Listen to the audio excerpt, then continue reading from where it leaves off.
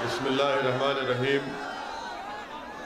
जनाब बाबू सिंह कुशवाहा साहब, अध्यक्ष जन अधिकार पार्टी, जनाब शौकत अली साहब, अध्यक्ष मजलिस इत्तेहादुल मुस्लिमीन उत्तर प्रदेश, मोहतरम जनाब शेर अफगन साहब जो विधानसभा के मजलिस इत्तेहादुल मुस्लिमीन के प्रत्याशी हैं, और राजेश प्रजापति साहब जो जन अधिकार पार्टी अयोध्या विधानसभा से उनके प्रत्याशी हैं, जिनका निशान गैस का सिलेंडर है।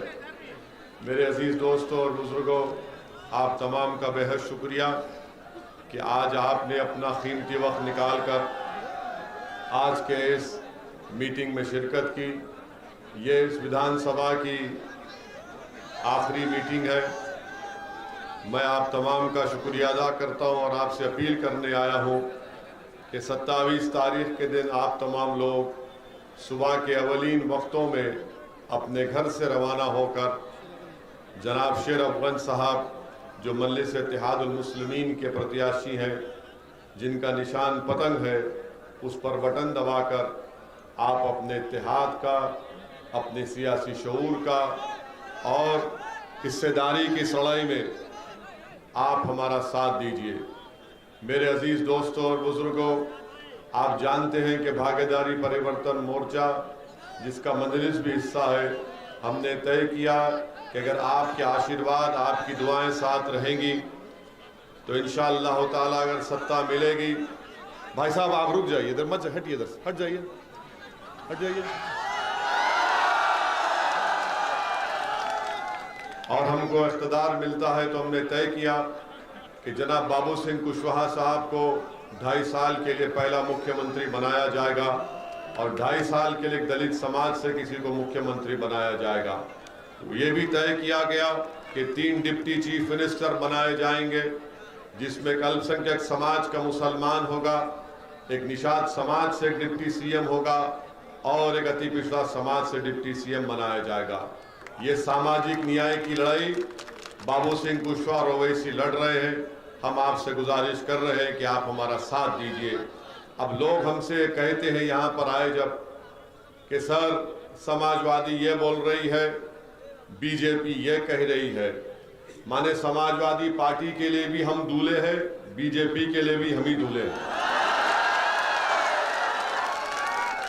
ना समाजवाद के पास कोई मुद्दा है, न योगी और मोदी के पास कोई मुद्दा है। अगर कोई मुद्दा है तो सिर्फ ओवैसी है। अखिलेश को भी रात में ख्वाब में हम ही नजर आ रहे हैं। आपने इस विधानसभा की जनता ने, क्या आपने 10 साल समाजवादी को यहां पर मौका नहीं दिया? दिया ना आपने। भाजपा को भी दिया 10 साल। क्या मिला आपको? नहीं, क्या मिला? अब समाजवादी के लोग हमारे जाने के बाद आज रात से और कल रात तक जिस तरह शैतान खुस करता है ना, तो ये पूरे इब्लीस की औलाद ये बोलेंगे ओवैसी तो भड़काऊ भाषण देकर चला गया, नौजवानों को जज्बात में लाया, मगर बीजेपी को कौन रोकेगा? याद रखो, बीजेपी को ओवैसी और कुशवाहा रोकेंगे इंशाअल्लाह ताला। उत्तर प्रदेश में अखिलेश बीजेपी को नहीं रोक पाएंगे, बहन मायावती बीजेपी को नहीं रोक पाएंगी। इसलिए नहीं रोक पाएंगी कि हम आपसे एक सवाल कर रहे हैं, जवाब दीजिए। 2014 के पार्लियामेंट के इलेक्शन में आपने सपा बसपा को वोट नहीं दिया, फिर बीजेपी कैसे जीत गई? हम थे यहां पर 2017 के विधानसभा में, अखिलेश और राहुल मिलकर लड़े। वो गाना बनाया था कि यूपी को इन बच्चों का साथ पसंद है। फिर क्या हुआ? योगी कैसे बन गए? 2019 का पार्लियामेंट का चुनाव आया, बहन मायावती अखिलेश मिलकर लड़े, 65 लोकसभा की सीट पर बीजेपी जीत गई। हम नहीं लड़े। कैसे जीती बीजेपी? क्या आपने बीजेपी को वोट दिया था? हाथ उठाकर बताइए किसने बीजेपी को वोट नहीं दिया। डरिए मत, वहां भी उठाइए। अब आप जब हाथ उठा चुके हैं, आपको यह फैसला करना जरूरी है कि 27 तारीख को आपकी वोट की अहमियत क्या है। आपके वोट की अगर अहमियत जताना है तो हम आपसे अपील कर रहे हैं कि आप शेर अफगान को कामयाब करिए। ये शेर है जो उत्तर प्रदेश की विधानसभा में जाएगा और शेर की तरह आपके हक के लिए लड़ेगा। अखिलेश यादव से परिवारवाद, यादववाद की बात करते हैं। उनके पास कोई दूसरा नजर नहीं आता। अच्छा, हम यहां पर हमारी सभा हुई थी आज से 3 महीने पहले, 5 महीने पहले हमने एक ब्रिज का जिक्र किया था। काम हुआ ना उसके ऊपर? नहीं हुआ, नहीं हुआ, नहीं हुआ। फिर भी आप भी बस बीजेपी को, सपा को सोचेंगे। मेरे अजीज दोस्तों और बुजुर्गों, आपको एक ऐसा आदमी चाहिए जो इस विधानसभा में विकास भी कराए, जो बीजेपी और सपा को हराए। और हमारी बात को याद रखिए कि अखिलेश यादव और योगी आदित्यनाथ ये राम और श्याम की जोड़ी है, एक सिक्के के 2 रुख हैं। इनमें कोई फर्क नहीं है, इनमें कोई फर्क नहीं है। हमारी मां और बहनें यहाँ पर माशाल्लाह से हिजाब और निकाब पहनकर बावकार तरीके से बैठी हुई हैं। और जो लोग समाजवादी की वोट डालने की बात कर रहे हैं, मैं उनसे पूछना चाहता हूं, अखिलेश का हिजाब और निकाब पर अखिलेश का क्या मौक़िफ़ है? बताओ, क्या मौक़िफ़ है अखिलेश का? जब एक न्यूज रिपोर्टर ने अखिलेश से उनकी बस के ऊपर चढ़कर पूछा, बताइए हिजाब और निकाब, तो कहा सुनाई नहीं दे रहा है। जब उसको सुनाई नहीं दे रहा है तो तुमको क्यों सुनाई दे रहा? जब उससे पूछा गया मुस्लिम मतदान तो कहा गया नहीं सुनाई दे रहा है। जो समाजवादी पार्टी की बात कर रहे हैं, मैं उनसे पूछना चाह रहा हूं, मोहब्बत एक तरफा नहीं होती, 2 तरफा होना चाहिए मोहब्बत। ये एक तरफा मोहब्बत कब तक करेंगे आप? थाली एक हाथ से नहीं बजती, 2 हाथ से ताली बजती है। अगर आप याद रखिए, एक तरफा मोहब्बत आप कर रहे हैं, अखिलेश को आपसे मोहब्बत नहीं है। अखिलेश इस बात को जानते हैं कि आप उनके कैदी हैं। इनको योगी मोदी का डर दिखाओ, ये डर कर वोट देंगे मुझे। हम आपसे क्या कह रहे हैं? डर की बुनियाद पर नहीं, उम्मीद की बुनियाद पर शेर अफगान के पतंग के निशान पर बटन दबाइए। मैं आपसे कह रहा हूं कि डरने की बुनियाद पर नहीं, बल्कि बेखौफ होकर मजलिस के परचम को लहराओ और यहां से अपने विधायक बनाकर इसको उत्तर प्रदेश की विधानसभा में भेजाओ। मैं आपसे कहने को आया हूं, मैं आपको पैगाम देने आया हूं कि आप किसी इंसान से मत डरिए, आप किसी प्रधानमंत्री से मत डरिए, किसी मुख्यमंत्री से मत डरिए, किसी ओवैसी से मत डरिए, किसी अखिलेश से मत डरिए। अगर डरना है तो जमीन और आसमान के खालिक से डरो, मखलूक से मत डरो, खालिक से डरो। अखिलेश का डर, मोदी का डर, योगी का डर, अरे डर डर कर कितनी घुटन की जिंदगी गुजारोगे? दुनिया में आए हैं तो एक ही जिंदगी है, मौत बार बार नहीं आती है।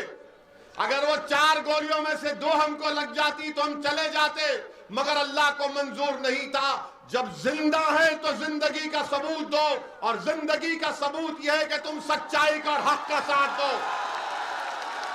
जो लोग आज समाजवादी पार्टी के ताल्लुक से कह रहे हैं कि हिकमत का तकाजा है कि समाजवादी को वोट दो, मैं उनसे पूछ रहा हूं, तुम्हारी हिकमत नाकाम साबित हुई 2014 में, तुम्हारी हिकमत नाकाम साबित हुई 2017 में, तुम्हारी हिकमत नाकाम साबित हुई 2019 में।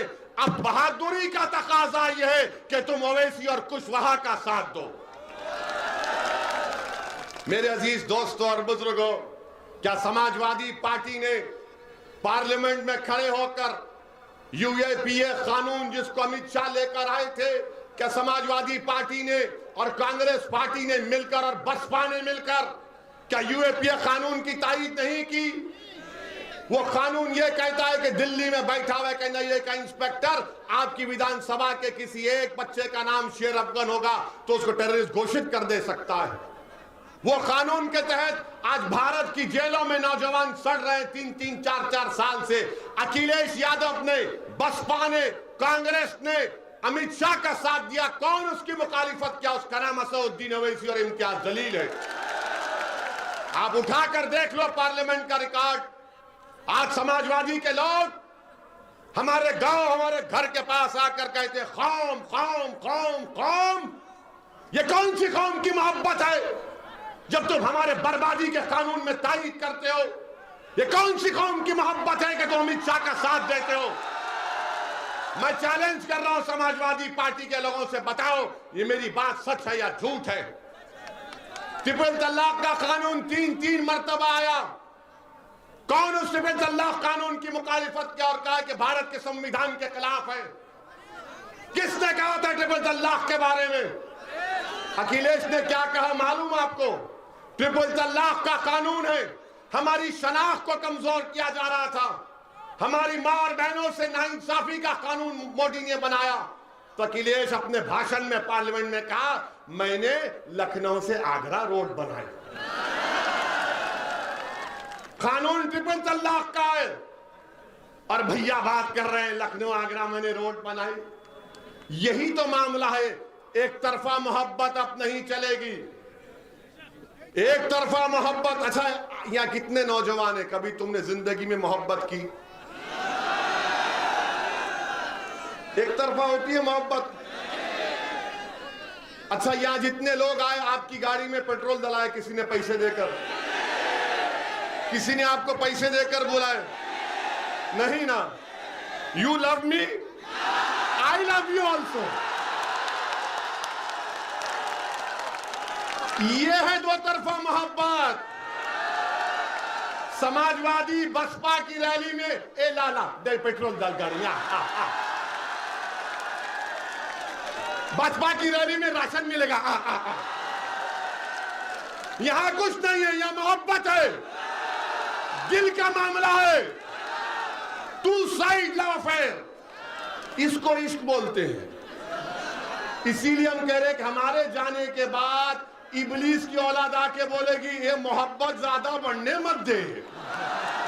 हम आपसे कहेंगे कि मोहब्बत बढ़ेगी जब तक अल्लाह हमको और कुशवाहा साहब को जिंदा रखेगा। हम इस मोहब्बत को आम करेंगे, मोहब्बत से दिलों को भर देंगे। उत्तर प्रदेश में नफरत की दीवारों को खात्मा करेंगे। दिलों को मिलाने का काम ओवैसी और कुशवाहा कर रहे हैं।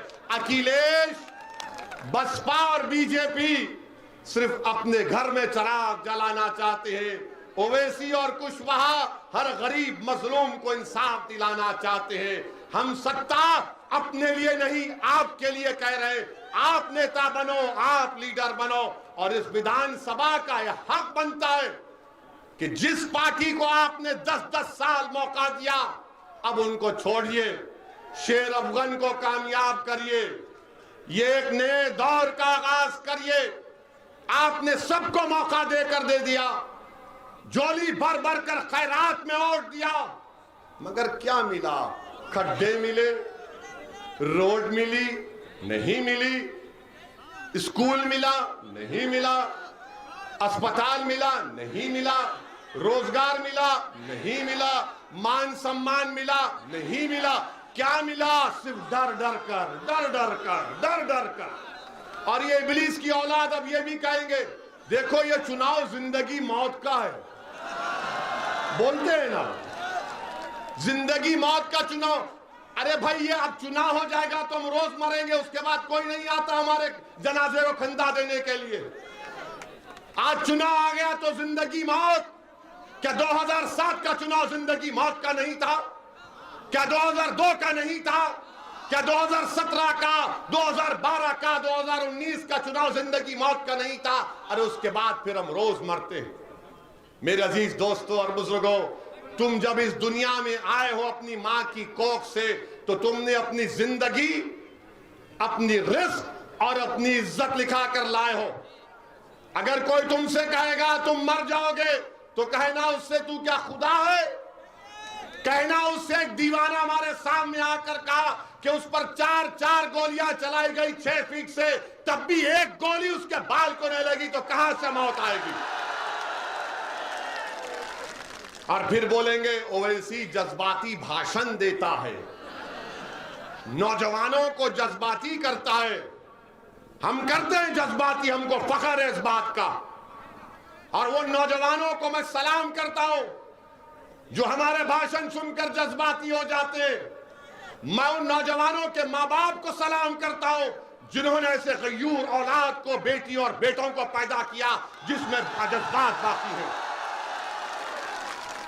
अगर किसी मासूम पर जुल्म हो रहा और तुम्हारी आंख में आंसू आए ना आए तो क्या वो जिंदगी की निशानी है, मौत की निशानी है? बताओ मुझे।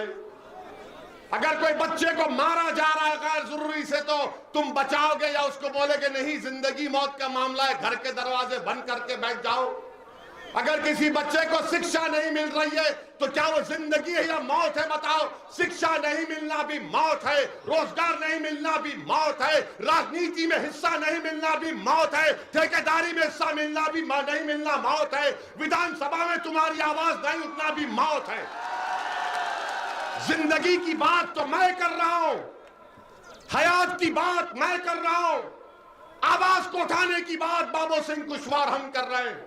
ये लोग आपको डर कर, खौफ दिलाकर घरों में बिठाने की बात कर रहे हैं। हम आपसे कह रहे हैं कि अपने घर के दरवाजों के साथ साथ अपने दिल के दरवाजे को खोलो।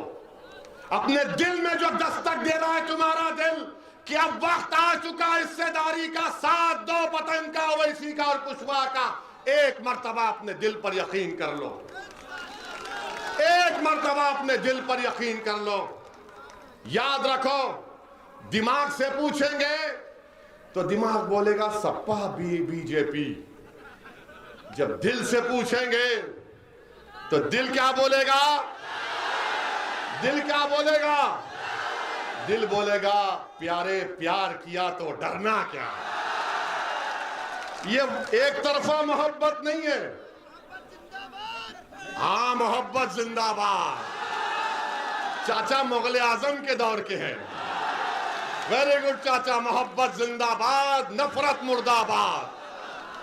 और फिर अब बीजेपी के बारे में आप देखिए, मुख्यमंत्री और प्रधानमंत्री, हमने कहा था कि पता देखिए अब रिपब्लिक हम पर कैमरा लगा दिया, प्रधानमंत्री पर बोलते ही तैयार, क्योंकि इनके प्यारे का जिक्र हो रहा है। प्रधानमंत्री ने कह दिया कि सांड, चुट्टा जानवर मैं 10 मार्च के बाद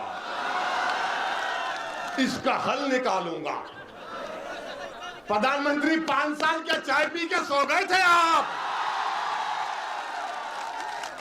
प्रधानमंत्री ने क्या कहा 10 मार्च के बाद? अच्छा, 70 लाख नौकरियों का वादा बीजेपी ने 5 साल पहले किया था, नहीं किया था? अब प्रधानमंत्री ने एक नया आइडिया दिया कि नौकरी छोड़ो, ग्रेजुएट बच्चे जो रात में पढ़ कर, गरीबी में पढ़कर इम्तिहान लिखने जाते, उनका पेपर लीक हो गया। तो प्रधानमंत्री ने कहा बेटा बेटी फिक्र मत करो, तुम्हारी डिग्री तुम कचरे कुंडी में डाल दो, मैं तुमको गोबर से इनाम दूंगा। गोबर लो, पैसा कमाओ। क्या दिमाग है? आप कह रहे हैं कि चुट्टा सांड रात में फसल खा लेके बर्बाद कर देता है।